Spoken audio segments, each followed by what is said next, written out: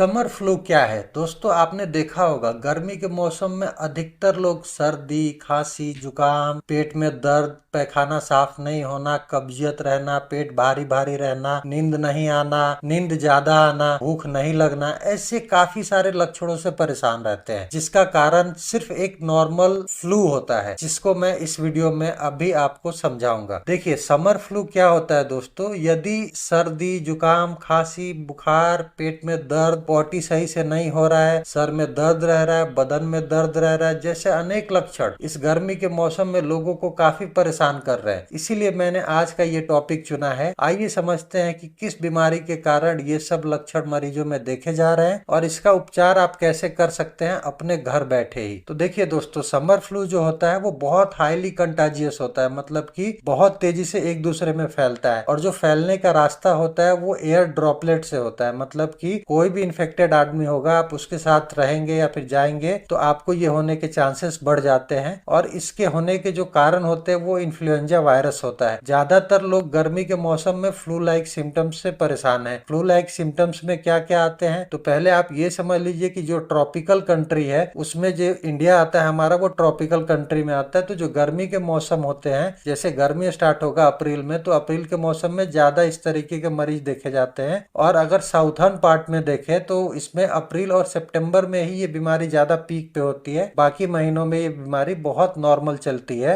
अपने चरम सीमा पे होता है। इसमें जो लक्षण पाए जाते हैं उसमें बुखार, साथ साथ ठंड भी लगता है, सर में और बदन में दर्द रहता है, गला खराब रहेगा जिससे आपके गले में खिसखिसाहट रहेगा, और शुरुआत में आपको भोजन का स्वाद बिल्कुल पता नहीं चलेगा, नाक से सांस लेने में परेशानी होगी, नाक जाम रहेगा, खांसी ज्यादा रहेगा और खांसी में बलगम भी बहुत ज्यादा आएगा, थकान रहने की वजह से आपको दिन भर नींद लगते रहेगा। तो ये सब जो लक्षण है, ये सब लक्षण इन्फ्लुएंजा वायरस के होते हैं। और इन्फ्लुएंजा वायरस को ट्रीट करने के लिए आप अगर एंटीबैक्टीरियल दवाइयों का इस्तेमाल करते हैं तो आपके शरीर पे ये दवाइयाँ कोई इफेक्ट नहीं करेंगी। इससे बेहतर है कि आप एंटीवायरल दवाइयों का इस्तेमाल करें, और साथ साथ आप ये कोशिश करें कि गर्मी के मौसम में किसी को भी गर्म पानी पीने की आदत नहीं होती है या फिर पसंद नहीं करते हैं, पर अगर आप कोशिश करते हैं कि थोड़ा थोड़ा गर्म पानी एक एक सिप करके पीते हैं तो आपके इन लक्षणों में काफी ज्यादा सुधार आता है। साथ साथ आप कोशिश करें कि गाढ़ा बना के पिए। गाढ़ा का मैं इंग्रेडिएंट नीचे आपको